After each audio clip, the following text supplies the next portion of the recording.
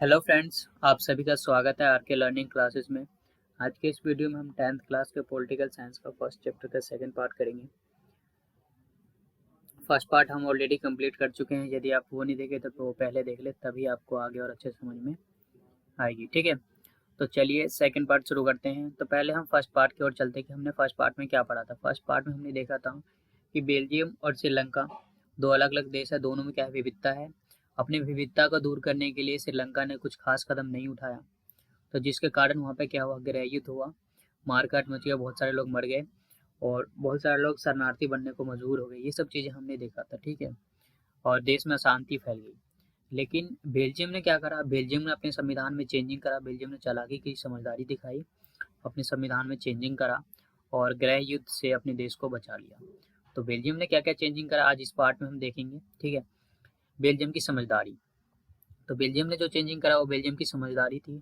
और दूसरा चीज़ भी हम देखने वाले, दूसरा चीज़ सत्ता की साझेदारी क्यों करते हैं और क्या जरूरी है सत्ता की साझेदारी की, ये देखेंगे। और सत्ता के साझेदारी के रूप देखेंगे, ठीक है। ये सब चीज़ें आज हम इसमें पढ़ने वाले। तो ये बुक का थर्ड टॉपिक है बेल्जियम की समझदारी। तो चलिए इसको देखते हैं। बेल्जियम के नेताओं ने अपने क्षेत्रांतरों और संस्कृति विविधता को स्वीकार किया। बेल्जियम के जो नेता थे उन्होंने क्षेत्रांतरों और अपनी संस्कृति विविधता को स्वीकार किया कि उनके यहाँ क्या है, वैरायटी है, ठीक है। इस चीज़ को उन्होंने स्वीकार किया। 1970 से 1993 के बीच उन्होंने अपने संविधान में 4 बार संशोधन किया ताकि देश के अंदर किसी भी आदमी को बेगानेपन का एहसास न हो। उन्होंने इस चीज़ को भी स्वीकार किया कि उनके यहाँ वैरायटी है। जो उन्होंने अपने संविधान में चेंजिंग किया उसे कहते हैं बेल्जियम का मॉडल, ठीक है। तो ये बेल्जियम का मॉडल क्या था, चलिए नीचे देखते हैं। बेल्जियम के संविधान में ये स्पष्ट किया गया कि केंद्र सरकार में डच और फ्रेंच मंत्रियों की संख्या क्या रहेगी, समान रहेगी। यानी बेल्जियम के संविधान में साफ साफ लिखा गया कि केंद्र सरकार में डच बोलने वाले और फ्रेंच बोलने वाले दोनों मंत्रियों की संख्या क्या रहेगी, समान रहेगी। चाहे किसी भी की भी सरकार हो सेंट्रल में, उसमें मंत्रियों की संख्या क्या रहेगी, समान रहेगी, दोनों भाषा बोलने वालों की, ठीक है। विशेष कानून तभी बन सकते हैं जब दोनों भाषी समूह का सांसद का बहुमत उसके पक्ष में होगा। जैसे कि हमने देखा, क्या देखा था, फर्स्ट पार्ट में हमने देखा था कि बेल्जियम मुख्य रूप से दो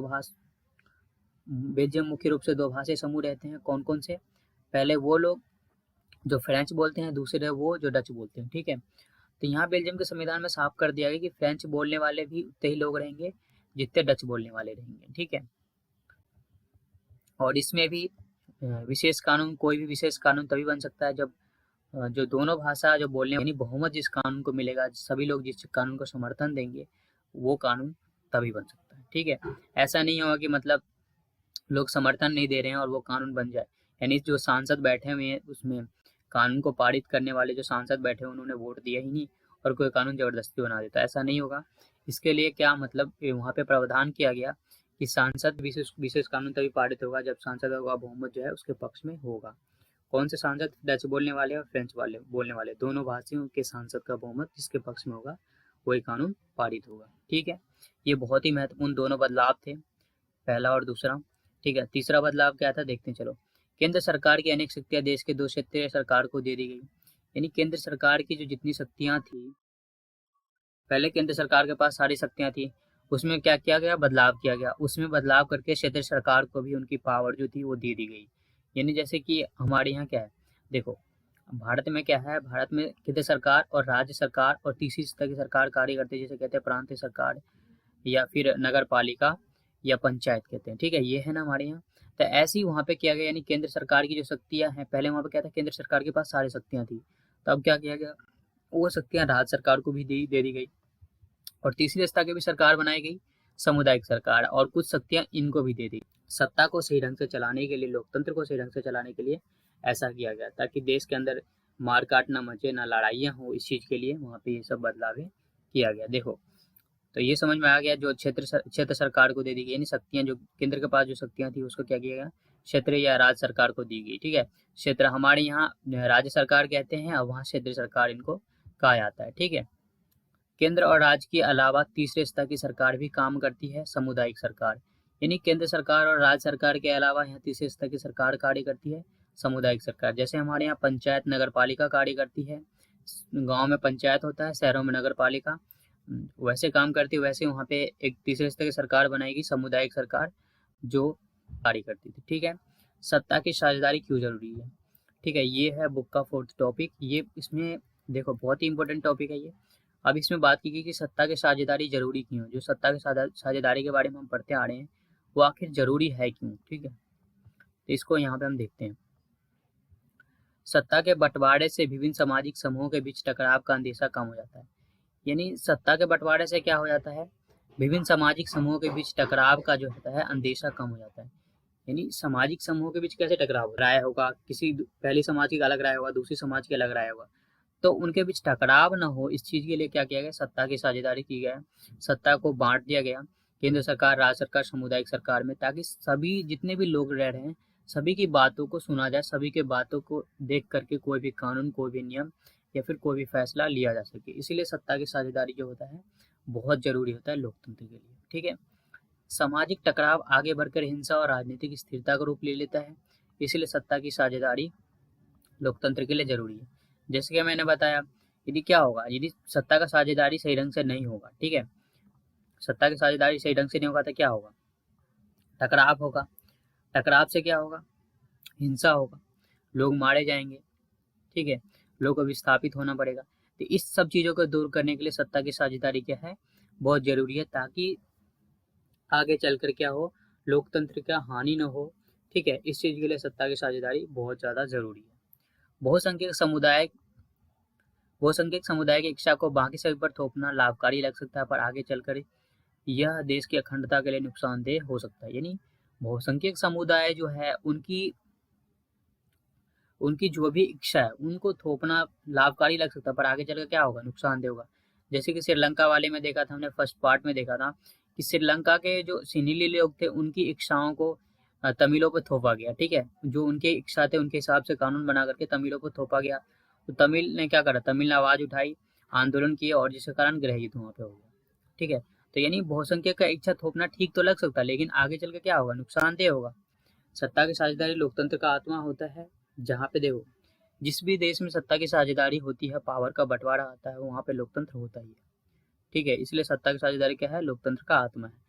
और लोकतंत्र का अर्थ ही क्या होता है, लोगों का शासन। लोकतंत्र में क्या होता है, लोगों का शासन होता है। लोग ही किसी को वोट देकर के जिताते हैं, उसको सत्ता में बैठाते हैं, ताकि लोग हित में वो कार्य कर सके। यदि वो ऐसा नहीं कर पाता तो लोग उसे हटा देते हैं। ठीक है, तो ये टॉपिक हो गया कंप्लीट। अब हम देखते हैं बुक का ये 5th टॉपिक, सत्ता की साझेदारी के रूप। ठीक है, सत्ता के साझेदारी के क्या क्या रूप हैं इसको देखेंगे हम। ऐसा माना जाता था कि राजनीतिक सत्ता का बंटवारा नहीं किया जा सकता। ऐसी धारणा के विरुद्ध सत्ता के साझेदारी का विचार सामने आया। मतलब पहले ऐसा मानते थे लोग कि सत्ता का जो है बंटवारा नहीं किया सकता।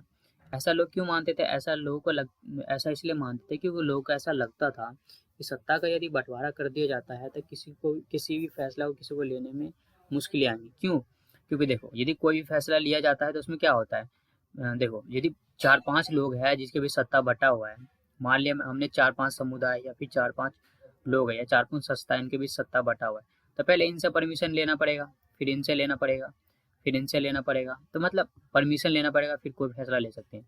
तो पहले लोगों को ऐसा लगता था कि यदि संस्थाओं के बीच या फिर सत्ता को बांट दिया जाता है, जैसे कि स्तर के रूप में सत्ता को बांट दिया जाता है, तो कोई फैसला को लेने में क्या आएगी, मुश्किलें आएंगी। पहले के लोग ऐसा मानते थे। लेकिन अब क्या हुआ, देखो लोकतंत्र का सिद्धांत ही यह कहता है कि जनता ही सारी शक्तियों का स्रोत है, जिसमें लोगों का जिसमें लोग राजनीतिक संस्थाओं के माध्यम से अपना शासन चलाते हैं। लोकतंत्र का सिद्धांत क्या कहता है, लोकतंत्र का सिद्धांत ये कहता है कि जनता ही सारी शक्तियों का स्रोत है। और यदि जनता क्या सोचती है, जनता क्या चाहती है, वो यदि नहीं पता चलेगा तो फिर जनता तो गुस्सा हो जाएगी। ठीक है, क्योंकि लोगों के द्वारा ही तो शासन चलता है ना। तो इसीलिए सत्ता की साझेदारी किया गया। ठीक है, ताकि लोग क्या सोचते हैं, लोगों का मन में क्या है, वो सब बातें सामने आ सके। लोकतांत्रिक शासन में समाज के विभिन्न अंग समूह और उनके विचारों को उचित सम्मान दिया जाता है, इसलिए लोकतांत्रिक शासन को सबसे अच्छा माना जाता है। लोकतांत्रिक शासन क्यों अच्छा है, क्योंकि सभी के विचारों को यहाँ पे क्या दिया जाता है, सम्मान दिया जाता है। सारे समुदाय का विचार अलग अलग होता है, तो सभी के विचारों को सामने रखा जाता है, सभी के विचारों को तुलना की जाती है, फिर उसके ऊपर कोई फैसला लिया जाता है। तो पहले जो लोग ऐसा मानते थे कि सत्ता का साझेदारी नहीं हो सकता है, वो गलत थे, क्योंकि सत्ता का साझेदारी के द्वारा ही पता चलता है कि लोग क्या सोचते हैं। यदि पावर किसी एक व्यक्ति के हाथ में रहेगा तो वो अपना ही हिसाब से चलाएगा, जिस जैसा मन करेगा वैसा। जैसे राजतंत्र में होता है, राजतंत्र में क्या था, लोग को थोड़ी ना लोग क्या सोचते हैं, राजा को थोड़ी ना पता था, राजा तो अपने हिसाब से फैसला लेते जो उनके हित में होता था। ठीक है, तो सत्ता का साझेदारी बहुत जरूरी होता है शासन को सही ढंग से चलाने के लिए, लोकतंत्र को सही ढंग से चलाने के लिए। ठीक है, आधुनिक लोकतंत्र में सत्ता के साझेदारी के रूप में यहाँ पे हम देखेंगे कि आधुनिक आजकल के जो लोकतंत्र है उसमें सत्ता के साझेदारी के कितने रूप है। सत्ता का क्षैतिज वितरण, पहला रूप है सत्ता का क्षैतिज वितरण। देखो ये क्या होता है, विधायिका, कार्यपालिका और न्यायपालिका के बीच पूरी समझ के साथ सत्ता को बांटना सत्ता का क्षैतिज वितरण है। विधायिका, कार्यपालिका और न्यायपालिका, इन तीनों के बीच पूरी समझ के साथ सत्ता को बांट देना सत्ता का क्षैतिज वितरण कहलाता है। देखो, विधायिका अलग संस्था है, कार्यपालिका अलग संस्था है और न्यायपालिका अलग संस्था है। इन तीनों के बीच सत्ता को बांट देना सत्ता का क्षैतिज वितरण कहलाता है।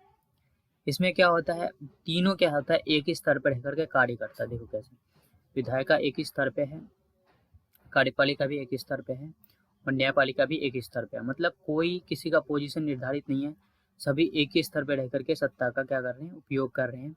उसे कहते हैं सत्ता का क्षैतिज वितरण। ठीक है, इनके बीच को पावर को बांट दिया गया है और ये क्या कर रहे हैं, सत्ता को चला रहे हैं, शासन को चला रहे हैं, तो इसे कहते हैं सत्ता का क्षैतिज वितरण कहते हैं। ठीक है, सत्ता का क्षैतिज वितरण में शासन के अंग एक ही स्तर पर रहकर शक्ति का उपयोग करते हैं।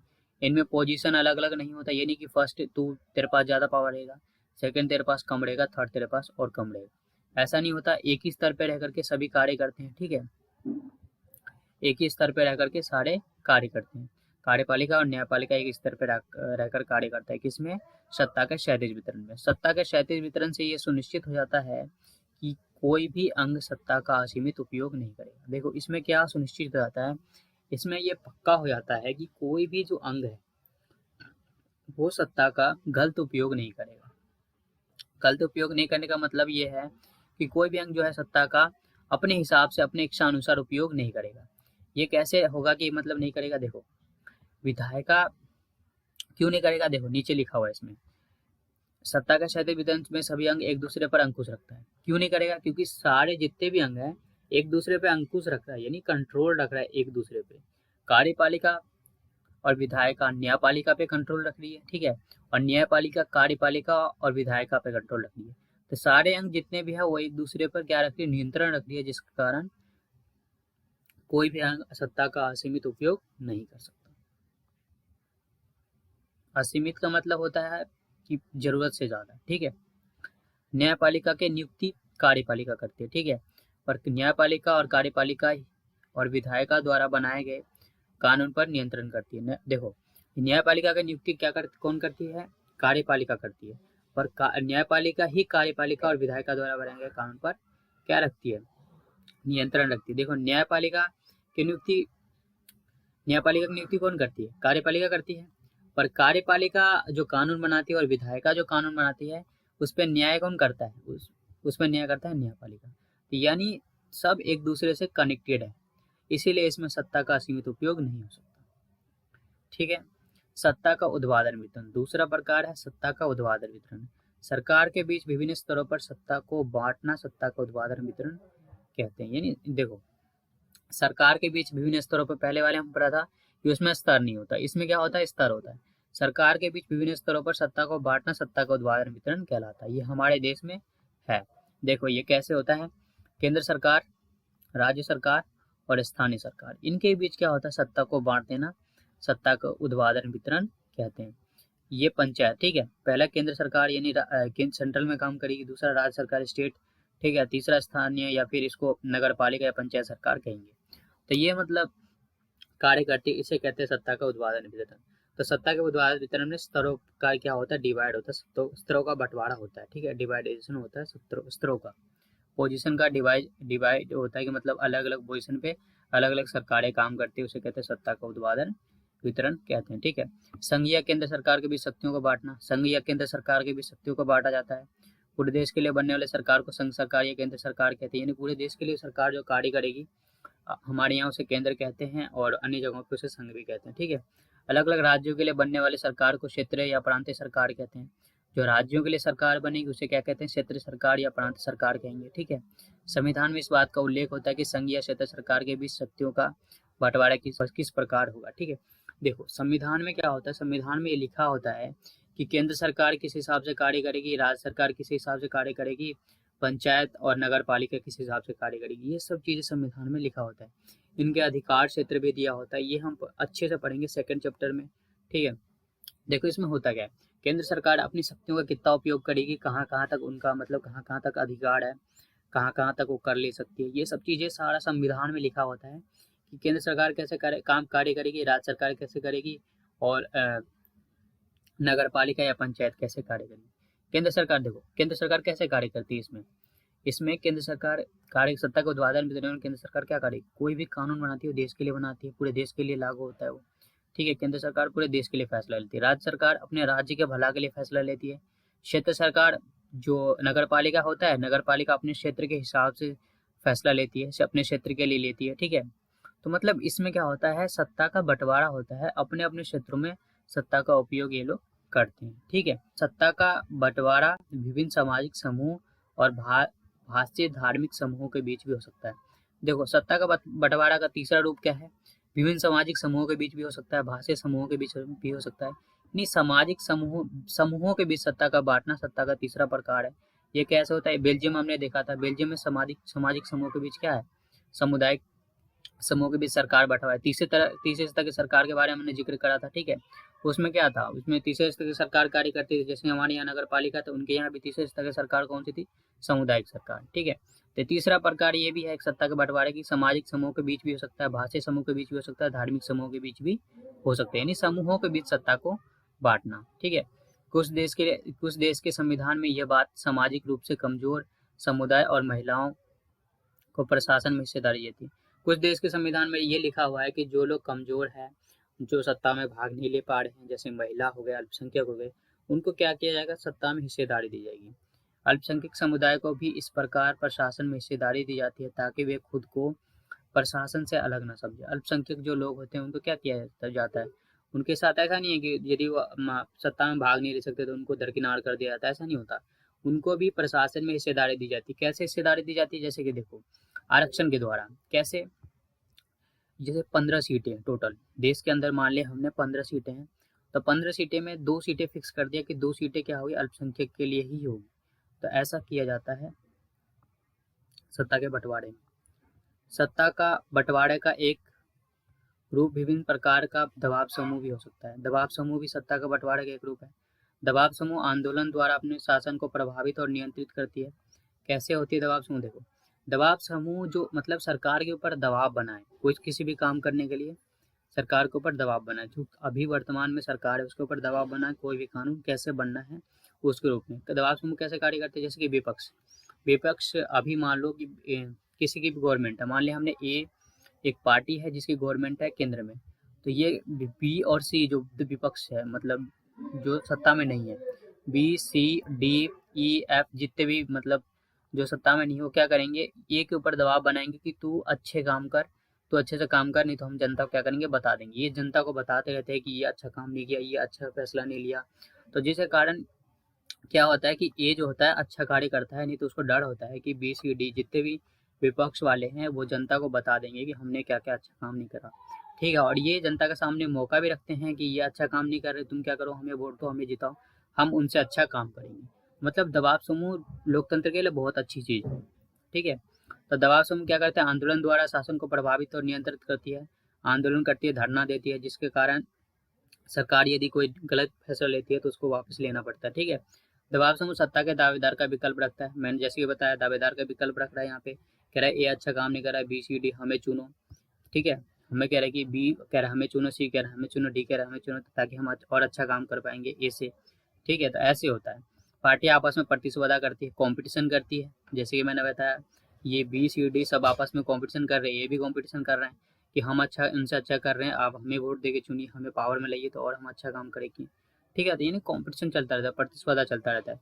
प्रतिस्पर्धा यह सुनिश्चित करती है कि सत्ता एक व्यक्ति के हाथ में नहीं रहा। प्रतिस्पर्धा क्या सुनिश्चित करती है कि एक व्यक्ति के हाथ में नहीं रहे। कैसे, अब मान लो कि बहुत सारी पार्टियां हैं तो वो अच्छा काम नहीं कर रही है, तो लोग किसको चुनेंगे, लोग उनको चुनेंगे जो अच्छा काम करे, लोग उनको चुनेंगे जिनको लोग मतलब लोग जिन पे भरोसा करते हैं कि ये जो है व्यक्ति अच्छा काम कर सकता है। ये पार्टियां यदि सरकार बनाती है, सरकार में आती है तो हमारे लिए अच्छा कार्य कर सकती है, ठीक है। तो प्रतिस्पर्धा बहुत अच्छी चीज़ है, पार्टियों का रहना बहुत अच्छी चीज़ है, दबाव समूह का रहना बहुत ही अच्छी चीज़ है। दबाव समूह के द्वारा ही जो सेंट्रल में या फिर कहीं भी सरकार होती है वो अच्छा कार्य कर पाती है। जैसे कि अभी वर्तमान में बीजेपी की सरकार है, यदि बीजेपी की सरकार कोई गलत फैसला ले लेती है तो जितने भी दबाव समूह होती है वो क्या काम करते हैं, दबाव समूह जितने भी है वो कहती है कि सरकार ने डिसीजन गलत लिया, लोगों को बताती है, तो लोग क्या करेंगे, लोग और जो पार्टियां हैं वो आंदोलन करेंगी, सरकार को बोलेंगे कि सरकार ये काम अच्छा करे, ये फैसला जो गलत ले लिया उनको वापस ले और अच्छे फैसला ले, ताकि जनता का भलाई हो। इसमें क्या होता है, जनता का भलाई होता है, दबाव समूह के द्वारा जनता का ही भलाई होता है, जनता के हित में सारे कार्य होता है, इसलिए दबाव समूह लोकतंत्र के लिए बहुत अच्छी चीज़ है। ठीक है, तो हमने सत्ता के 4 रूप पढ़ा, दबाव समूह, बहुत सारा कुछ हमने पढ़ा, अभी मैंने आपको बताया हर एक चीज़ डिटेल में। ठीक है, ये चैप्टर हो चुका है कंप्लीट। इस चैप्टर से संबंधित आपको नोट्स चाहिए तो आप कमेंट बॉक्स में कमेंट कीजिए, मैं डिस्क्रिप्शन में इसका लिंक दे दूंगा जहाँ से आप नोट्स डाउनलोड कर सकते हैं, टेलीग्राम का लिंक दे दूंगा जहाँ से आप नोट्स क्या कर सकते हैं, डाउनलोड कर सकते हैं। यदि आपको ये वीडियो अच्छा लगा है तो लाइक कीजिए, कमेंट कीजिए एंड सब्सक्राइब कीजिए। Thank you for watching.